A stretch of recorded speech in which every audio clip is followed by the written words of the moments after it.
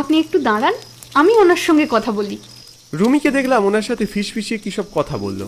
তারপর লোকটা ঠান্ডা হলো বুঝলাম, যদিও এটাই স্বাভাবিক, পরিচিত লোক থাকলে বেশ সুবিধে হয়।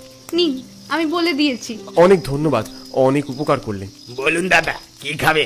এখানে সব আছে, আলু চপ, বেগুনি, পেঁয়াজি, ডিমের টেবিল, ভেজিটেবিল, মোচা, টমেটো, ধনে পাতা, আর তার সঙ্গে বঙ্কাইদা স্পেশাল বঙ্কাই চপ।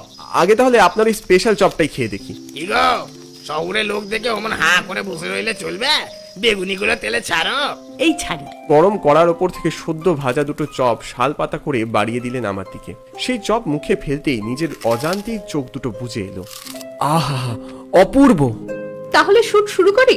হ্যাঁ হ্যাঁ, একদম। দাঁড়ান দাঁড়ান, আগে আমি ক্যামেরার অ্যাঙ্গেলটা আপনাকে বুঝিয়ে দিই। আপনি ফার্স্টে এই অ্যাঙ্গেল থেকে শুট করবেন, তারপর আস্তে আস্তে ক্লোজ আপ যাবে, ঠিক আছে? তাহলে শুরু করা যাক। Hello and welcome again to my channel নালে ঝোলে রসনায়। আমি দীপ, আপনাদের আজ নিয়ে যাব এমন এক জায়গায় যেখানে খাবার ঠোঁট ছোঁয়ালে চোখ দুটো বুজে আসবে আপনা আপনি, আর মনের একদম ভিতর থেকে জাস্ট একটাই শব্দ বের হবে, আহ, অসাধারণ। কি ভাবছেন, কি এমন খাবার যার সুখ্যাতি করছি? আরে আমাদের বাঙালিদের প্রিয় খাবার, যাকে ছাড়া কোনো মুড়ির আসর, চায়ের আসর জাস্ট ভাবাই যায় না। একদম ঠিক ধরেছেন, চপ। হ্যাঁ, সেই চপের খোঁজ নিতে আজ চলে এসেছি আজিমগঞ্জের বঙ্কায়দার চপের দোকানে। তা বঙ্কায়দা, আপনার এই দোকান কতদিনের একটু বলুন দর্শকদের। এই দোকান বহুকালের, বলতে পারেন সে আমার বাবার আমল থেকে। এখানে কি কম বিখ্যাত লোক এসেছে? অমর বসু, মণিগোপাল বর্মা, জগন্নাথ চক্রবর্তী, জীবন কুমার। তখন এই দোকান একেবারে গম গম করতো। প্রতিদিন সন্ধ্যায় গানের আসর বসতো। সুরময় বটব্যাল এই চপ ভারী পছন্দ করতেন। উনি তো গাইতেন, আমি ফ্রিতে দিতাম চপ কাটলেট। আহ, সেসব দিন কি আর আসবে? আচ্ছা, তার মানে এই দোকানের একটা বেশ ইন্টারেস্টিং হিস্ট্রিও আছে বলতে হয়। তা আপনার দোকানের চপের দামগুলো যদি একটু দর্শকদের বলেন। না এক পয়সা বেশি, না এক পয়সা কম, এক রেট, 5 টাকা। 5 টাকা? আনবিলিভেবল, ভাবাই যায় না। আচ্ছা দাদা, আমাকে তাহলে একটা করে সবকটাই চপ দিন। আরে বসে আছো কেন? চপ চাইছে, ওনাকে দাও। তো গাইস, দেখতেই পাচ্ছ চপের সাইজগুলো কিন্তু বেশ বড়। কি যে দারুণ গন্ধ বেরোচ্ছে তা বলে বোঝাতে পারবো না। এবার খেয়ে দেখি। আহ, দারুণ দারুণ, পুরো ব্যাপারটা না মুখে মিলিয়ে যাচ্ছে জাস্ট। কি শুধু দেখলেই হবে? এসে একবার চেখে দেখে নাও, নাহলে জীবনটাই বৃথা। কিভাবে এখানে আসবে সব দেওয়া থাকবে, জাস্ট ডেসক্রিপশন বক্সে গিয়ে চেক করে নাও। আজ তাহলে এইটুকুই, দেখা হবে পরের ভ্লগে। ততক্ষণে ভালো থেকো, সুস্থ থেকো আর রসনায় থেকো। Bye bye, tata. বাহ, দারুণ হলো কিন্তু। কি যে বলে আপনাকে ধন্যবাদ দেবো বলে বোঝাতে পারছি না। আজ আপনি না থাকলে শুটটা করা পসিবলই হতো না। না না, এতে ধন্যবাদ জানানোর কিছুই নেই। আসলে আপনার জন্য, মানে আপনার চ্যানেলের জন্য কাজ করতে পেরে আমার খুবই ভালো লাগছে। কথা বলতে বলতে খেয়াল ছিল না বেশ রাত হয়ে গিয়েছিল। এখন না বেরোলে শেষ ট্রেনটা মিস করে যেতাম। আচ্ছা বঙ্কাইদা, আজ আমি আসি। আবার আপনার চপের টানে নিশ্চয়ই ফিরে আসবো। চলে যাবেন? হ্যাঁ, নয়তো লাস্ট ট্রেনটা মিস হয়ে যাবে। কখন থেকে চপ চাইছি, কথা কানে যাচ্ছে না নাকি? হ্যাঁ, না, মাংনায় আর একটাও চপ হবে না। ঘাড় ঘুরিয়ে দেখি বঙ্কাইদার দোকানের সামনে দুজন সন্ডা গোছের লোক দাঁড়িয়ে আছে। উলিতলা মুখে খুব বুলি পুঁতেতে দেখতি, বগাদা বলেতে এই 2 মাসের টাকা আজকেই দিয়ে দিতে। আর তোলার একটা টাকাও দেবো না। ভগাতাকে ভালো করে বুঝিয়ে দে। আরে বাপরে, কি বলছে রে কালু?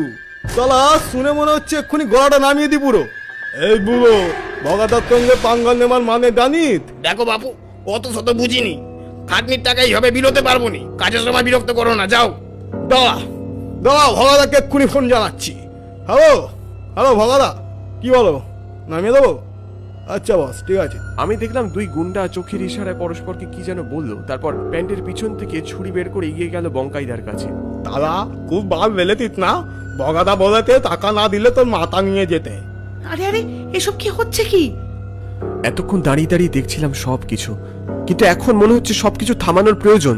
আমি এগিয়ে গেলাম সেদিকে। এই যে থামুন আপনারা, নয়তো আমি পুলিশকে জানাতে বাধ্য হব। এই তুই আবার কে রে? উড়ে এসে জুড়ে বসেছে মামু, চল ফোট ফোট। এইভাবে হ্যারাস করলে কিন্তু খুব খারাপ হয়ে যাবে। আলিতালা, এই তো তোর গায়ে এত লাগতে কেন লে? বেশি কথা বললে তোকেও শেষ করে দেবো শালা। ফট। ওকে ছেড়ে দে, উনি অতিথি মানুষ। যা কথা বলা তুই আমার সঙ্গে বল। দেখি বঙ্কাইদা গরম ঝাঁঝরি নিয়ে তেড়ে গেল ওদের দিকে। তবে রে, দেখি তো আজ এই বুড়ো একদিন কি আমার একদিন। দুজন গুন্ডার একজন পকেট থেকে রিভলভার বের করে তাক করলো বঙ্কাইদার মাথায়। রুমি ছুটতে গেল সেদিকে। না, আমার বাবাকে ছেড়ে দাও, আমার বাবাকে ছেড়ে দাও। এতক্ষণে বুঝতে পারলাম বঙ্কায়দা তার মানে রুমিরই বাবা। বাবাকে বাঁচাতে ওই প্রাণঘাতী যন্ত্রটার সামনে কেমন বুক চিতিয়ে দাঁড়িয়ে রয়েছে মেয়েটা। কিন্তু রুমি ওর বাবাকে লুকোচ্ছিল কেন সেটাই তো বুঝতে পারলাম না। বঙ্কায়দার স্ত্রীও এগিয়ে এসছে হাতে বটি নিয়ে। তবে রে, গুলি চালাবি? আয় আয়, আগে আমার ওপর চালা। এর এক কোপে গলা না নামিয়ে দিয়েছি তো আমার নাম শুক্লা নয়। আপনারা সরে যান, আমি দেখছি ওদের হাতে বন্দুক আছে। কিচ্ছু হবে না, ওরা নকল বন্দুক এনে আমাদের ভয় দেখাচ্ছে। নকল বন্দুক? এই বুড়ো কি করে রে? জগা, কি দেখছিস? চালিয়ে দে। আমি ছুটতে গিয়ে ওদের সরানোর আগে তিনটে গুলি চলে গেল আমার চোখের সামনে। রুমির পেটে, বঙ্কায়দার বউয়ের বুকে আর বঙ্কায়দার খুলি ভেদ করে ওরা কাটা গাছের মতো লুটিয়ে পড়লো মাটিতে। চারদিকে রক্তে রক্তাক্ত। এই এই এই, তুই কি করলি? পালা পালা পালা! আমি হতভম্বের মতো দাঁড়িয়ে রইলাম। চোখের সামনে তিনটে মৃতদেহ, চারদিকে রক্ত। কি করব বুঝতে পারছিলাম না। এদিকে পুলিশের গাড়ির শব্দ শুনতে পেলাম।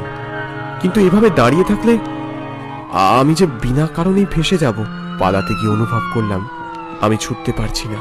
কেউ যেন আমার পা টেনে ধরেছে। ঘুরে তাকিয়ে দেখি রুমি রক্তাক্ত, গলা পচা হাতে টেনে ধরেছে আমার পা। ওর ঠোঁট দুটো নড়ছে, বিড় করে কিছু বলতে চাইছে ও। আমি নিচু হয়ে ওর কথা শুনতে চাইলাম। আমাদের এই অবস্থা যে বা যারা করেছে তাদের শাস্তি দেবেন। কিন্তু আমি কি করে, মানে 30 তারিখের খবরটা পড়ে দেখবেন। আমি দেখলাম বঙ্কায়দা, ওনার স্ত্রী, রুমি সবার গুলিবিদ্ধ দেহটা আস্তে আস্তে পচা, গলা বিভৎস রূপ নিয়েছে। দেখতে দেখতে আমার চোখের সামনে মাটিতে কোথায় মিলিয়ে গেল ওরা। অতঃপর সবকিছু কুয়াশায় ঢেকে গেল। আমি দেখলাম দাঁড়িয়ে আছি একটা শুনশান জায়গায়। তারপর কেন জানি না মনের ভিতরে ভয় হতে শুরু করলো। আর এক মুহূর্ত এখানে নয়। বাড়ি ফিরে এসেও হিসেব মেলাতে পারিনি যা কিছু দেখেছি সব কি সত্যি নাকি আমার কল্পনা। খবরের কাগজ ঘাঁটতে ঘাঁটতে একটা খবর চোখে পড়ল। তোলাবাজির বচসার জেরে খুন হলেন একই পরিবারের 3 জন। সঙ্গে ছোট্ট একটা ছবি। ছবিটা দেখে চমকে উঠলাম। আরে, এই তো বঙ্কায়দার দোকানের ছবি। আর দোকানের দেওয়ালের গায়ে বাঁধানো ছবিটা দেখে পিলে চমকে গেল। এই সেই বৃদ্ধা। উনি তো সেদিন আমাকে বঙ্কায়দার ঠিকানা দিয়েছিলেন। পরবর্তীতে সমস্ত ঘটনা পুলিশকে জানালে পুলিশ ভগা সমেত ওদের সঙ্গীদের গ্রেপ্তার করল।